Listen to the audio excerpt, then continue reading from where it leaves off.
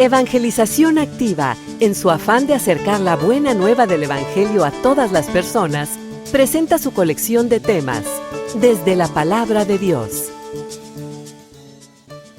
Quien quiere seguir atado a este mundo, a sus modas, a sus palabras, a sus espectáculos, a sus lugares de diversión, quien quiere seguir siendo parte de este mundo, pues no puede tener parte con Cristo, porque Él claramente nos dijo: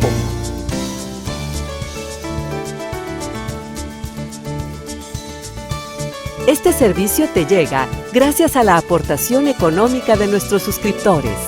Ayúdanos tú también a mantener este servicio activo. Participa con tu donativo y sigue escuchando estas enseñanzas.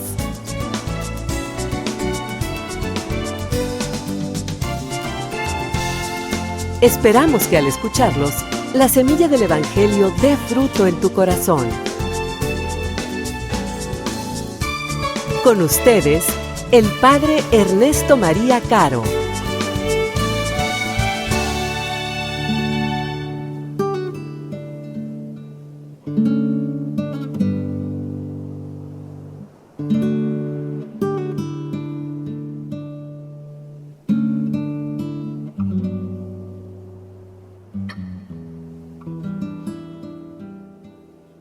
En aquel tiempo se acercaban a Jesús los publicanos y los pecadores para escucharlo, por lo cual los fariseos y los escribas murmuraban entre sí: Este recibe a los pecadores y come con ellos. Jesús les dijo entonces esta parábola: Un hombre tenía 2 hijos, y el menor de ellos le dijo a su padre: Padre, dame la parte de la herencia que me toca. Y él les repartió los bienes. No muchos días después, el hijo menor, juntando todo lo suyo, se fue a un país lejano y allá derrochó su fortuna, viviendo de una manera disoluta. Después de malgastarlo todo, sobrevino en aquella región una gran hambre, y él empezó a padecer necesidad. Entonces fue a pedirle trabajo a un habitante de aquel país, el cual lo mandó a sus campos a cuidar cerdos. Tenía ganas de hartarse con las bellotas que comían los cerdos, pero no lo dejaban que se las comiera. Se puso entonces a reflexionar y se dijo: ¿Cuántos trabajadores en casa de mi padre tienen pan de sobra y yo aquí me estoy muriendo de hambre? Me levantaré, volveré a mi padre y le diré: Padre, he pecado contra el cielo y contra ti. Ya no merezco llamarme hijo tuyo. Recíbeme como a uno de tus trabajadores. Enseguida se puso en camino hacia la casa de su padre. Estaba todavía lejos cuando su padre lo vio y se enterneció profundamente. Corrió hacia él y echándole los brazos al cuello, lo cubrió de besos. El muchacho le dijo: Padre, he pecado contra el cielo y contra ti. Ya no merezco llamarme hijo tuyo. Pero el padre le dijo a sus criados: Pronto, traigan la túnica más rica y vístansela. Pónganle un anillo en el dedo y sandalias en los pies. Traigan el becerro gordo y mátenlo. Comamos y hagamos una fiesta, porque este hijo mío estaba muerto y ha vuelto a la vida. Estaba perdido y lo hemos encontrado. Y empezó el banquete. El hijo mayor estaba en el campo y al volver, cuando se acercó a la casa, oyó la música y los cantos. Entonces llamó a uno de los criados y le preguntó qué pasaba. Este le contestó: Tu hermano ha regresado, y tu padre mandó matar el becerro gordo, por haberlo recobrado sano y salvo. El hermano mayor se enojó y no quería entrar. Solo entonces el padre le rogó que entrara. Pero él replicó: Hace tanto tiempo que te sirvo, sin desobedecer jamás una orden tuya, y tú no me has dado nunca ni un cabrito para comérmelo con mis amigos. Pero eso sí, viene ese hijo tuyo, que despifarró tus bienes con malas mujeres, y tú mandas matar el becerro gordo. El padre repuso: Hijo, tú siempre estás conmigo, y todo lo mío es tuyo. Pero era necesario hacer fiesta y regocijarnos, porque este hermano tuyo estaba muerto y ha vuelto a la vida. Estaba perdido y lo hemos encontrado.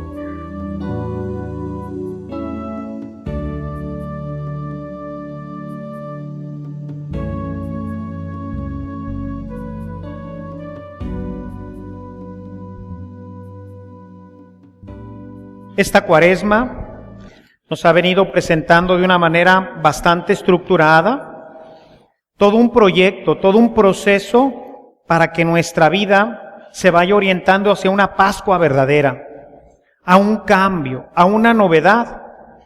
San Pablo, en su segunda carta a los Corintios, nos habla precisamente de esta novedad.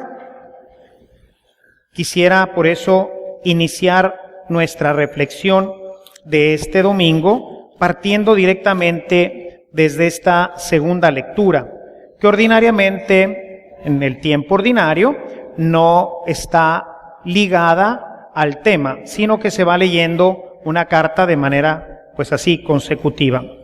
En los tiempos fuertes, la segunda lectura, si está coordinada, tiene participación en el tema que nos propone la liturgia. Y por eso hoy estamos en el capítulo 5, hoy leímos en el capítulo 5, empezando desde el 17. Dice: por lo tanto, el que está unido a Cristo es una nueva persona. Las cosas viejas pasaron, se convirtieron en algo nuevo. Como nos lo comentaban ahorita el monitor al inicio, para Pablo, una vez que la persona hace una opción por Jesucristo, todo es novedad, todo es nuevo, todo es reempezar algo nuevo, es dejar lo viejo atrás y empezar algo completamente nuevo. Es reiniciar la vida, nada más que ahora con una perspectiva y una dimensión diferente. Y por eso les comentaba cómo particularmente este ciclo nos viene desarrollando de una manera orgánica este proceso para llegar a las cosas nuevas. La Pascua tiene que ser algo nuevo, diferente completamente. Y por eso el primer domingo recordarán que tocamos el tema del ayuno. Uno de los instrumentos, una de las herramientas fundamentales para poder lograr este cambio. Sin ayuno tendremos poco dominio sobre las pasiones. Normalmente nos ganarán las pasiones y entonces seremos conducidos con facilidad al pecado, lo cual destruye, como ya sabemos, nuestra vida y no permite esa renovación profunda en nuestro corazón. El segundo domingo tocamos el tema de la oración, otra de las herramientas fundamentales para poder lograr el cambio en nuestra vida, porque solamente una persona iluminada podrá darse cuenta, pues, de los peligros, tendrá cuenta del camino que debe seguir, etc. De manera que la oración venía a complementar el tema del ayuno. La semana pasada, en el tercer domingo, vimos uno de los escollos importantes para lograr esta transformación y esta conversión. Y este es pensar que ya estamos convertidos, o sea, que ya no necesitamos nada. Antes no venía a misa, ahora ya vengo a misa. Antes no confesaba, ahora ya me confieso, en fin. Todo esto, decíamos, llega un momento en que, pues, decimos, ya estoy bien, ya no necesito. Y esto se ve agravado, decíamos la semana pasada, porque generalmente nuestro punto de conversión lo vemos con referencia a otra persona. Ya estoy mejor que mi compadre Filemón. Ahora mi vida ya es mejor que la de él. Yo no soy un matón, padre, yo vengo a misa. Y recordábamos aquella parábola de San Lucas, en donde pues este hombre fariseo se sentía que él era la última cheve del estadio y decía, pues yo sí hago todo bien, ¿verdad? Yo ayuno, yo pago mis diezmos, yo cumplo bien la ley, ¿verdad? Pero en su corazón había un corazón soberbio, mientras que el otro decía, Padre, perdóname, soy un pecador. Y entonces llegábamos a la conclusión el domingo pasado que si queremos verdaderamente progresar en nuestro camino de conversión, pues el punto fundamental es dejar de estarnos comparando con los otros y dejar de pensar que soy mejor que los otros para reconocer nuestra realidad. Soy un pecador, ¿verdad? Así lo escribe el rey David en ese hermoso texto del Salmo 51. pecador me concibió mi madre. ¿Qué soy? Pues soy un pecador, ¿verdad? Más chiquito, más grandote, ¿quién lo mide? Solamente Dios. Dejemos de estar haciendo comparaciones con otras personas, porque eso no viene al caso. Dios no nos va a juzgar si fuimos mejores o peores que los otros. Dios nos va a juzgar directamente sobre nuestro pecado. Y hoy la liturgia nos invita a dar un salto grande. Teniendo ya estos tres elementos como antecedente, hoy nos invita a una situación que es el principio de una conversión total y definitiva, para que se pueda dar el hombre nuevo, para que podamos iniciar la Pascua desde una dimensión de novedad, siendo hombres y mujeres completamente renovados, transformados por la gracia de Dios. Y esto es el instrumento fundamental, la confesión sacramental. Mientras nosotros no participamos de la reconciliación sacramental, hermanos, todo se queda en bonitos juicios, bonitos proyectos, en bla, bla, bla. ¿No? El texto que hoy hemos escuchado del Evangelio de San Lucas nos presenta a este muchacho que, habiendo abandonado al Padre, que es Jesús lo propone en relación a nosotros, ¿verdad? Cuando pecamos, lo que hacemos pues es abandonamos al Padre. Pero este muchacho decide ponerse en camino. No se queda lamentándose y diciendo, sí, soy un pecador, he fallado contra mi Padre y contra Dios, chihuahua, y ahí se queda pasando necesidad. No, se pone en camino al Padre con toda la vergüenza, ¿verdad?, que pudiera tener después de haber hecho lo que hizo. Esa pintura hermosa donde nos presentan el regreso de este muchacho con su padre es verdaderamente hermosa, porque nos presenta a este hijo que está hecho una traza, ¿verdad? Muestra así gráfica de lo que el pecado produce en la vida del hombre. Y así, consciente de su pecado, como lo decíamos el día de ayer, viene ante el Padre para decirle, admíteme nuevamente a tu casa. Sin embargo, mis amados hermanos, hoy el sacramento de la reconciliación vive una crisis tremenda, quizás como en ningún otro tiempo.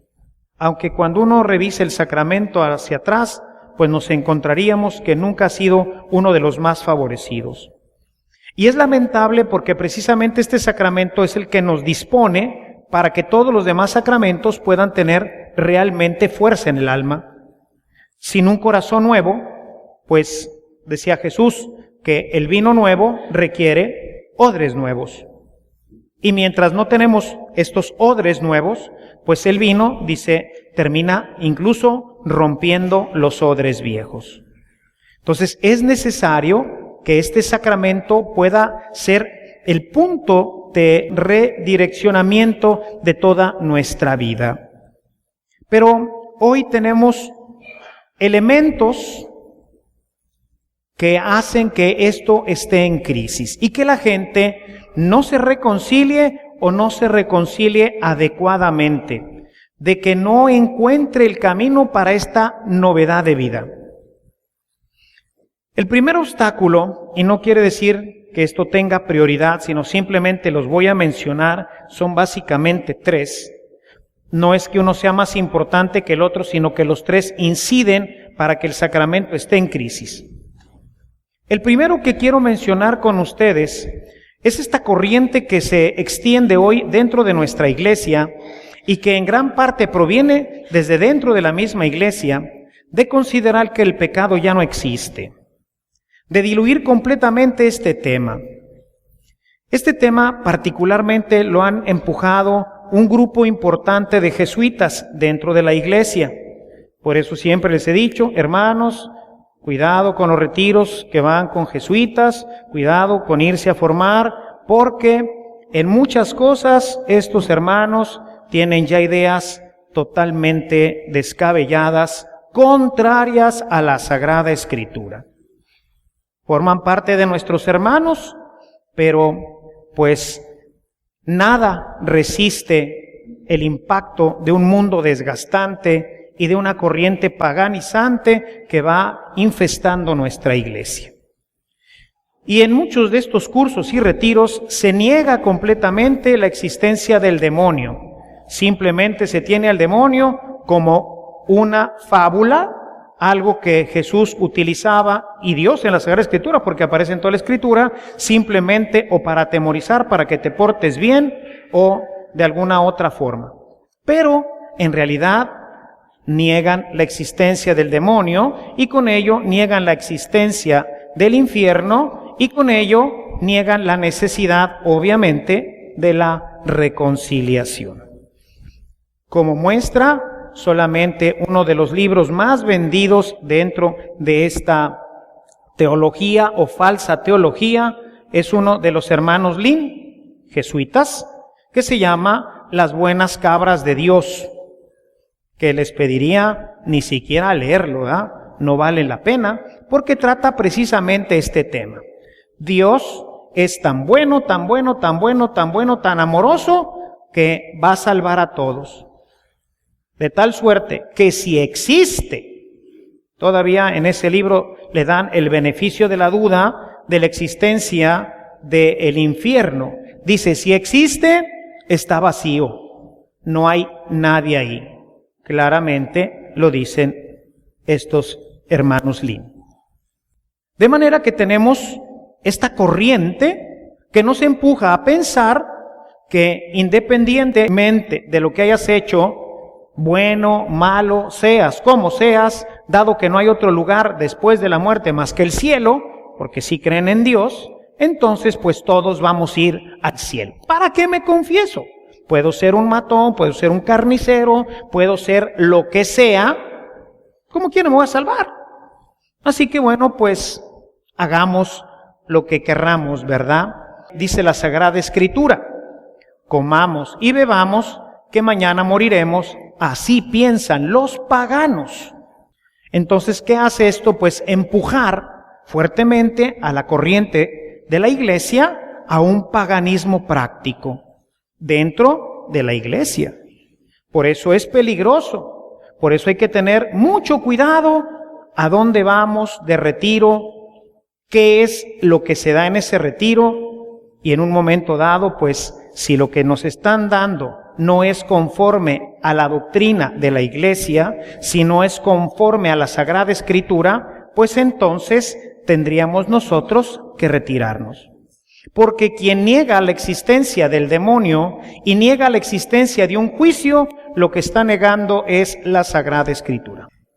En el capítulo 25 de Mateo, un texto que ya hemos leído mucho, yo quisiera que fuéramos en este texto directamente al versículo 31. Dice, cuando el Hijo del Hombre venga rodeado del esplendor y de todos sus ángeles, se sentará en su trono glorioso. La gente de todas las naciones se reunirá delante de él, y él separará unos de otros, como el pastor separa las ovejas de las cabras.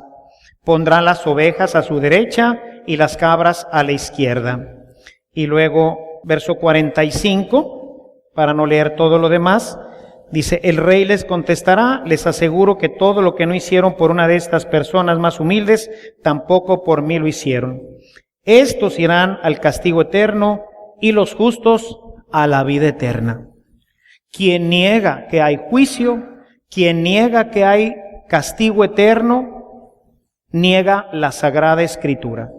Y por lo tanto, dentro de la iglesia es un hereje. ¿Okay? Está negando expresamente lo que dice la Sagrada Escritura y la sana interpretación que durante todos los siglos la iglesia le ha dado a este pasaje. Vean entonces que tenemos esta corriente bastante extendida, porque claro que pues a todos nos gustaría acomodarnos, ¿no?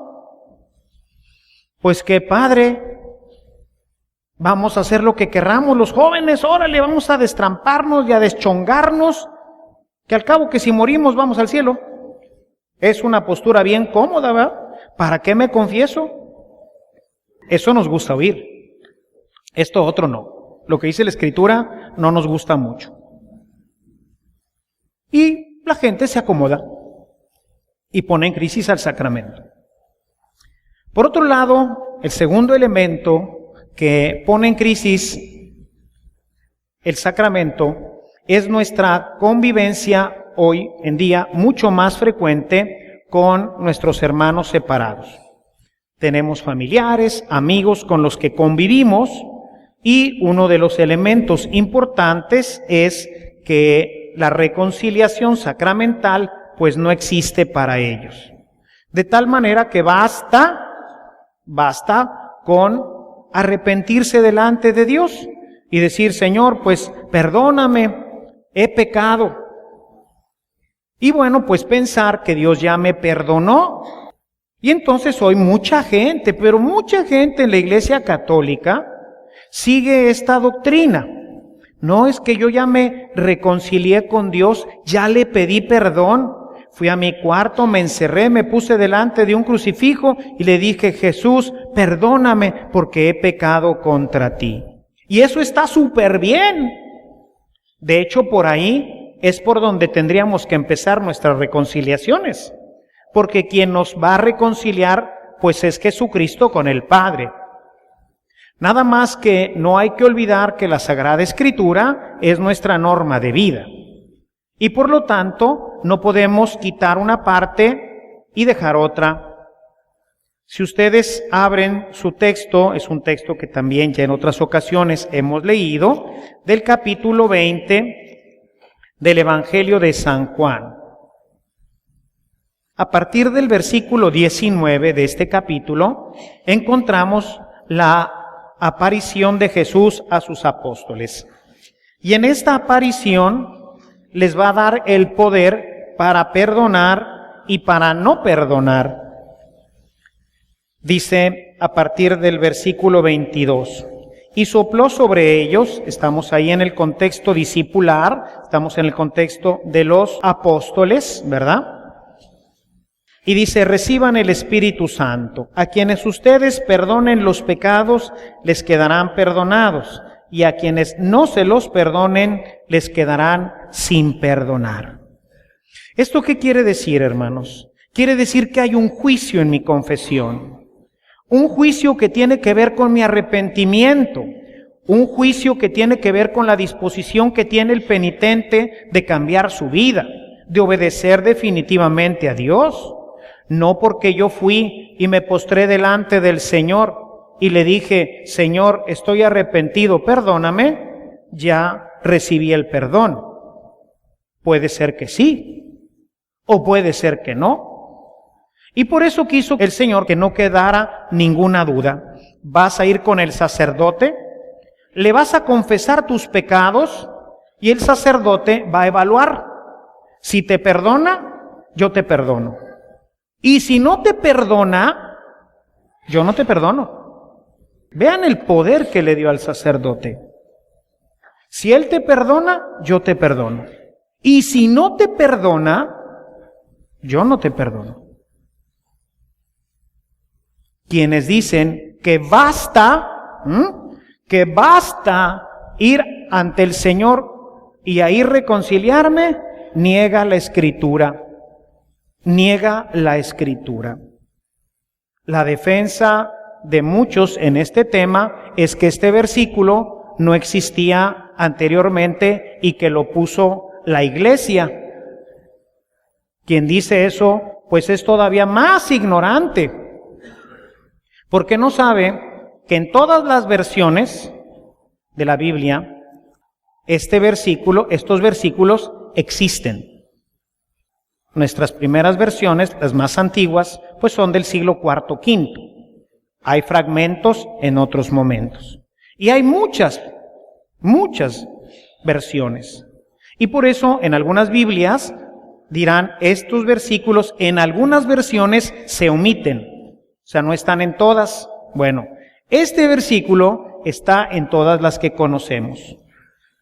Además, como siempre les he dicho, hubiera sido una tontería de parte de la Iglesia poner este versículo. En todo caso, pues si yo tuviera algún interés, pues lo hubiera puesto: y vas a ir con el sacerdote y le vas a pagar 100 pesos por confesarte, ¿verdad? Pues eso sí, a lo mejor se los creería, ¿verdad? Oigan, pero estar sentado ahí escuchando, digo, pues ni al más chismoso le interesa estar escuchando todo lo que oímos nosotros. O sea, ¿qué sentido pudiera tener, verdad? Entonces, no es de nosotros. Ojalá y no estuviera, yo se los digo, ¿verdad? Y seguramente el cura de Ars, que se pasaba los días completos confesando, pues hubiera dicho, no hombre, yo estaría mucho más a gusto si hubieran quitado este versículo, ¿verdad? Porque entonces, oye, pues cada quien reconcíliese como pueda y ahí con Dios y a ver cómo les va, ¿verdad? Pero no, nos dejó esto que es una tarea, es una carga pesada para el sacerdote. El Papa Benedicto, que ahora está ya en retiro, insistía continuamente a los sacerdotes en que dediquemos tiempo para la reconciliación, porque es algo importante, pero es una carga. Y quisiéramos de vez en cuando así como que, ay Carlitos, echarla a un lado, ¿verdad? Pero forma parte de la Sagrada Escritura, de manera entonces que tenemos otro elemento externo que pesa en la crisis. Otro montón de gente en la iglesia no se confiesa porque se reconcilia directamente con Dios, lo que pone en grave peligro el proceso de conversión real, el hombre nuevo. Por eso es que no llegamos al hombre nuevo, porque siempre tenemos estos elementos que atoran, sea para la gente que no cree en el tema del pecado, del infierno y del demonio, pues ahí está atorado completamente. Otro que dice, no, yo para qué me reconcilio sacramentalmente, basta con pedirle perdón. Pácatelas, atorado en tu proceso de hombre nuevo, de la nueva criatura, de la nueva creación. Y ahí estamos atorados. Pero el más grave no es este. El más grave es el que tiene que ver con nosotros. Y este que tiene que ver con nosotros es el que impide definitivamente que nuestra conversión sea plena. De hablar de un hombre nuevo. Siempre hablamos de un hombre medio parchado.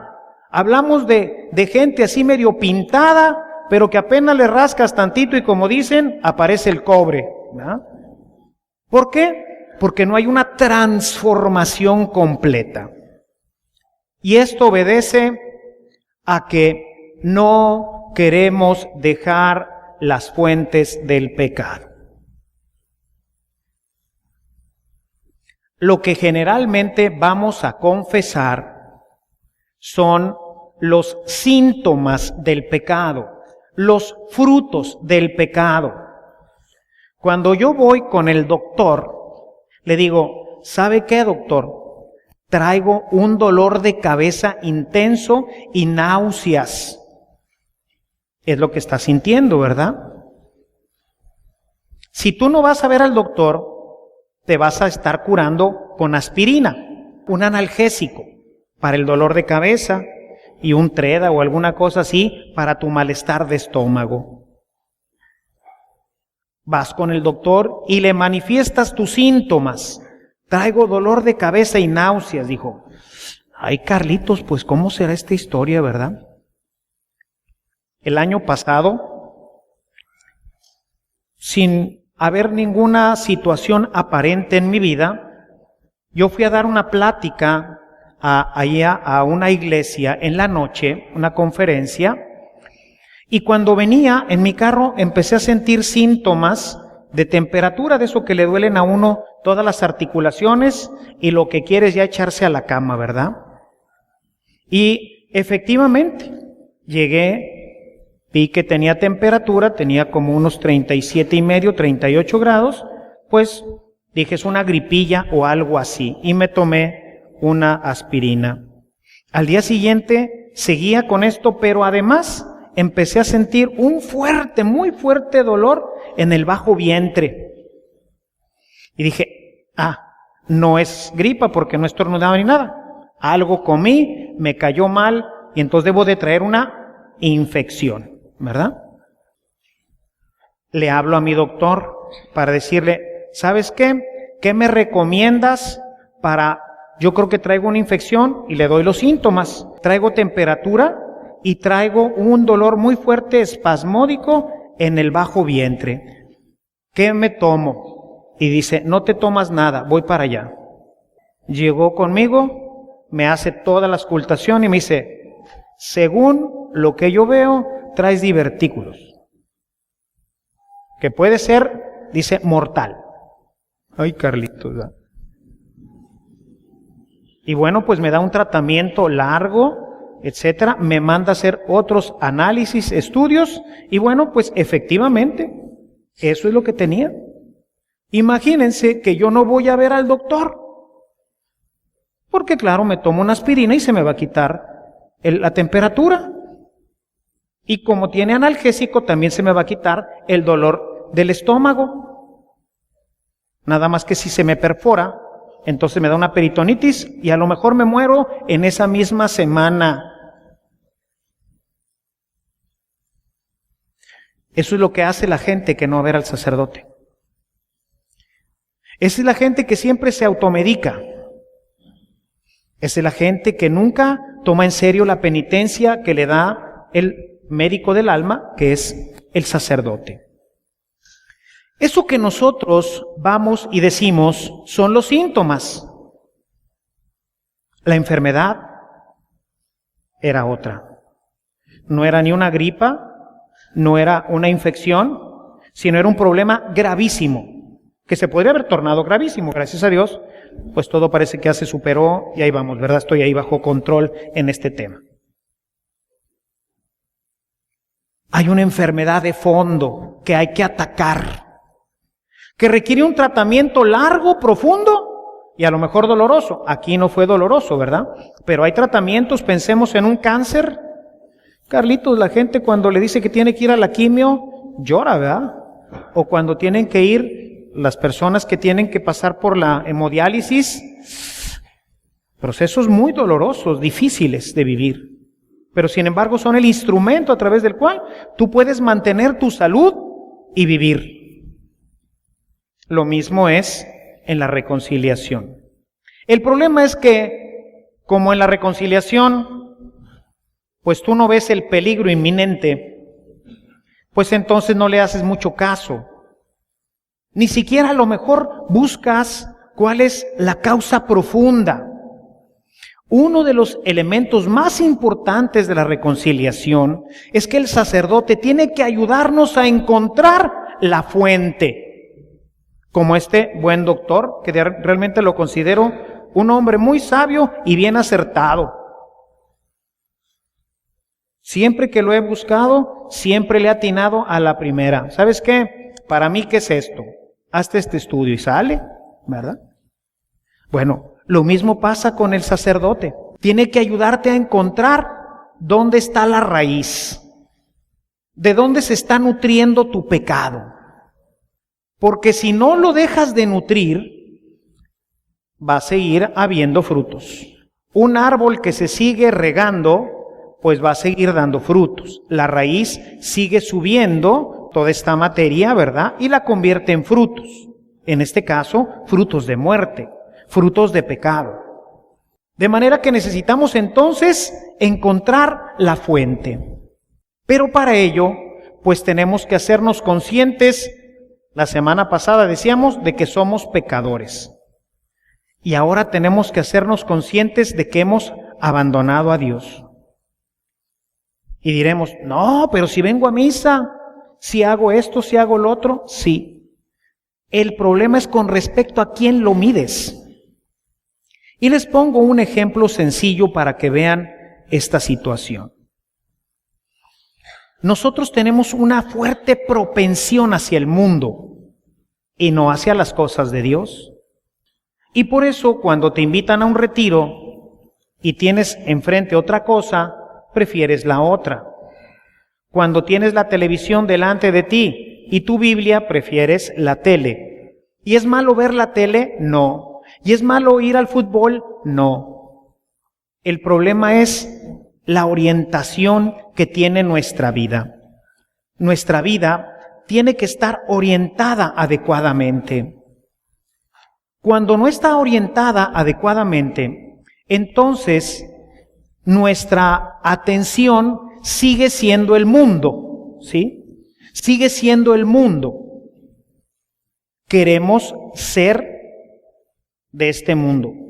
Así lo decía, ¿se recuerdan ustedes? Ya también hemos visto esta cita de Primera de Samuel 8:19, precisamente, en donde el pueblo va a pedir un rey y cuando les da este rey, pues Samuel trata de convencer al pueblo de que pues sigan con Dios, o sea, que Dios siga siendo su rey. Y sin embargo, vean lo que nos dice. Vean ahí en Primera de Samuel, capítulo 8, el verso 19. Dice, pero el pueblo, sin tomar en cuenta la advertencia de Samuel, respondió, no importa. Esto es porque le dice todo lo que el rey les iba a pedir y todo. Pueden leer todo el texto en casa. No importa, queremos tener un rey para ser como las otras naciones. El problema, hermanos, y por eso es que no llegamos a una conversión profunda, es porque no estamos decididos a ser diferentes. Queremos ser como los demás. Ser diferente implica cambios profundos en nuestra vida. Vean ustedes lo que dice nuestro Señor en el Evangelio de San Mateo, capítulo 18, verso 8. Si tu mano o tu pie te hacen caer en pecado, córtatelos y échalos lejos de ti. Es mejor que entres en la vida manco o cojo y no que con tus dos manos y tus dos pies seas arrojado al fuego eterno. ¿De qué nos habla? Ya lo hemos visto. De decisiones radicales, de cambios profundos en nuestra vida que no queremos hacer. ¿Por qué? Porque queremos ser del mundo. Oye, es que hay que cambiar la moda, las chicas, ¿verdad? Hoy sobre todo las jovencitas. ¿Cómo viene la moda? Con unas faldas diminutas, ¿verdad? Unas faldititititas. Eso es sumamente provocativo para el varón. Lo hace pensar mal, tener pensamientos pues equivocados, y los pensamientos, tanto va el cantarito al agua que termina quedándose adentro, ¿verdad? Y sin embargo, pues no queremos cambiar, las chicas no quieren cambiar a faldas pues más discretas, ¿verdad? Y no se trata de andar con aguas hasta los tobillos, pero al menos pues que no sean tan provocativas que puedan poner en tentación a sus hermanos. Y las mayorcitas, ¿verdad? Los escotes, ¿no? Escotes sumamente abiertos, que nuevamente son una fuente de provocación grave, fuente de pecado para los hermanos. Y sin embargo, queremos ser del mundo. Queremos tener su moda. Y así como eso, podría enumerar un elenco de elementos que son nocivos para nuestra vida, pero que no queremos dejar, que no queremos cortar definitivamente, porque pueden ser muy difíciles. Imagínense una relación de noviazgo. En una relación de noviazgo en donde los novios no pueden ser castos. Y entonces cada vez que salen juntos tienen que venir a confesarse. Parejas que no pasa una semana sin que a la siguiente semana vengan a confesarse del mismo pecado. Tuve relaciones con mi novio, tuve relaciones con mi novia. Y no quieres dejar esa relación, que es lo que está atorando tu vida para que seas realmente un buen cristiano. Y podemos hablar de muchísimas cosas. En los hombres podríamos hablar de situaciones de adulterio. Conozco tantos por la confesión, de gente que viene a misa, de gente que quiere realmente llevar una vida de santidad, pero no quiere dejar al amante. No quiere romper definitivamente y no volverla a ver nunca más. Y cambiar el celular y cambiar la dirección y todo lo que necesitara hacer para que no volviera a tener relación con esa persona. Pero no lo quiere hacer. No está decidido a cortarse la mano. Punto. No hay vida nueva, hermanos. No hay vida nueva. Cuando veo este tipo de situaciones, porque son repetitivas. O sea, esa persona sí quiere comulgar y sí quiere agradar a Dios y sí quiere todo, pero no quiere dejar a la mujer o al hombre, porque ahora se dan también del otro lado. A lo mejor antes también se daban, pero no se confesaban de eso, no sé. Pero lo que me toca a mí en mi generación es que es tanto para un lado como para el otro, y la incidencia es a veces igual. Y entonces ahí viene la siguiente semana. Padre, es que fui chiva, y le das la medicina. Pero la medicina es, ¿sabes qué? Quita tu celular, cámbiate de casa, en fin, lo que tengas que hacer, pero no vuelvas a hablar con esa persona nunca más. Y viene otra vez. Es que caí, padre. Y luego, ¿no la cortaste?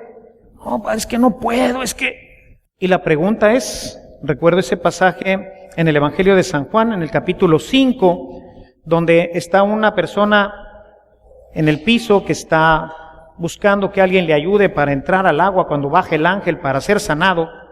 Y Jesús le dice, ¿quieres curarte? Y esta tiene que ser, mis amados hermanos, la pregunta que tú te hagas la próxima vez que te vayas a confesar. ¿Realmente quieres curarte? ¿O quieres una aspirinita para que se te quite el dolor de cabeza?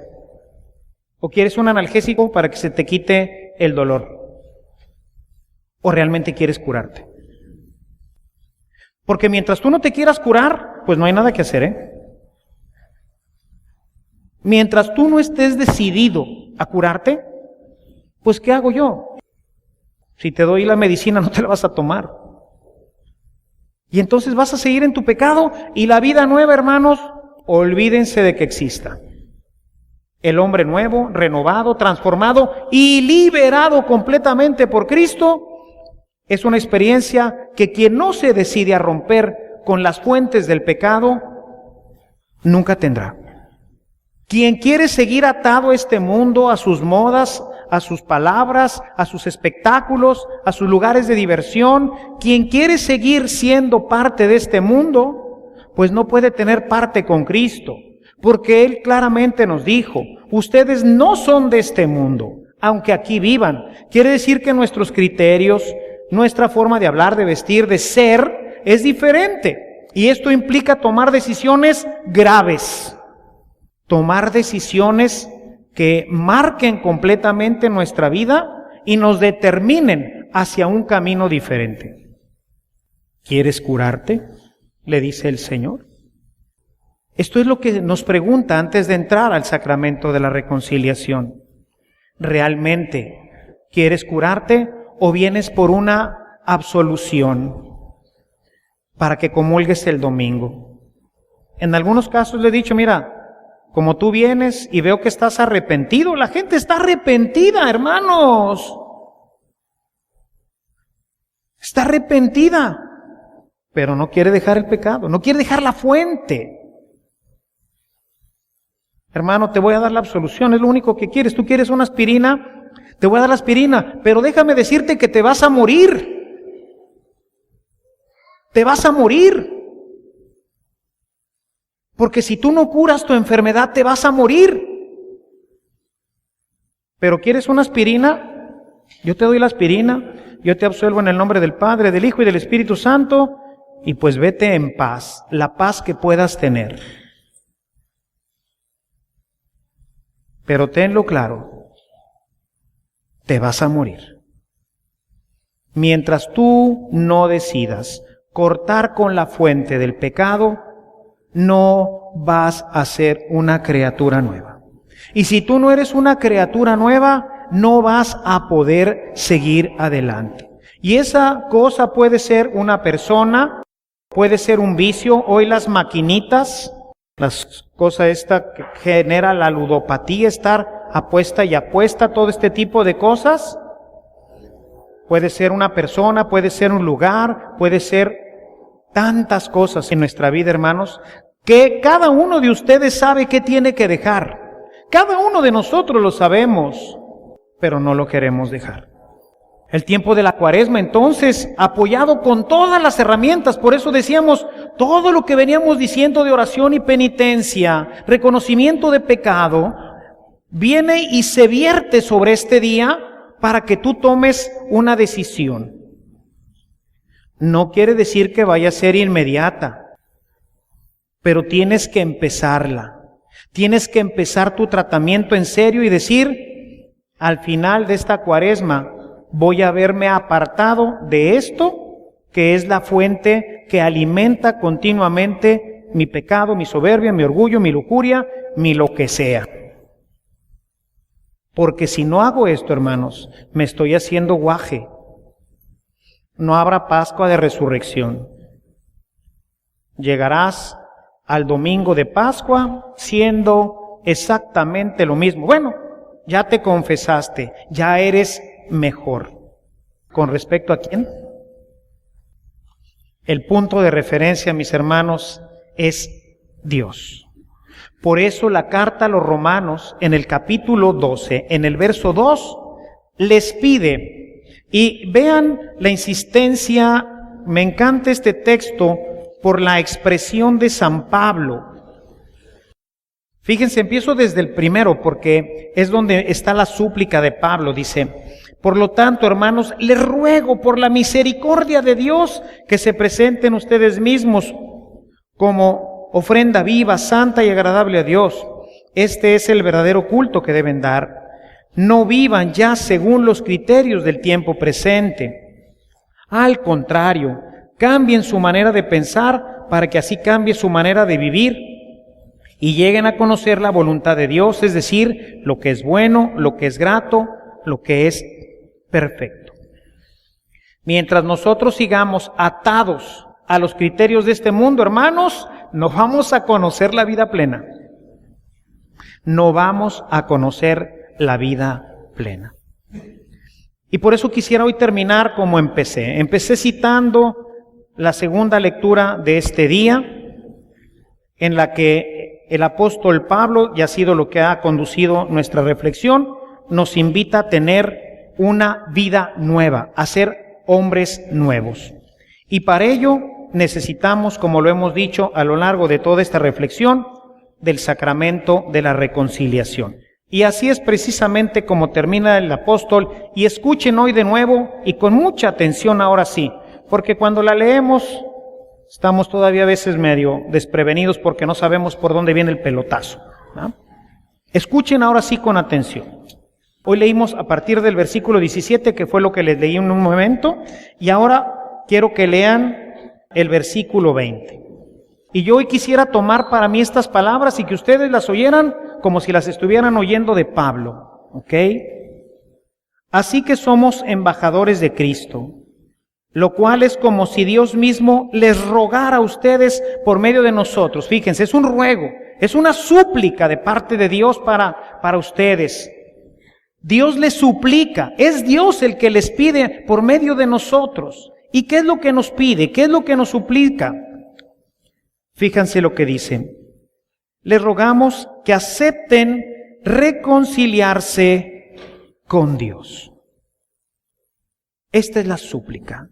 Yo les suplico, hermanos, en el nombre de Cristo Jesús, que en esta cuaresma no solamente se confiesen, que no vayan simplemente a sacar todos estos pecados que son importantes para poder saber cuál es tu enfermedad, sino que tomemos la decisión de reconciliarnos, que tomemos la decisión de dejar atrás nuestra vida de pecado para empezar con Cristo una vida nueva. Quien sigue atado a su pecado y a su fuente de pecado estará caminando siempre por el camino de la muerte. Quien por el contrario decide con mucho dolor y mucho esfuerzo apartarse de todo aquello que nutre las fuentes del pecado, habrá empezado a caminar hacia la vida eterna. Alabado sea Jesucristo.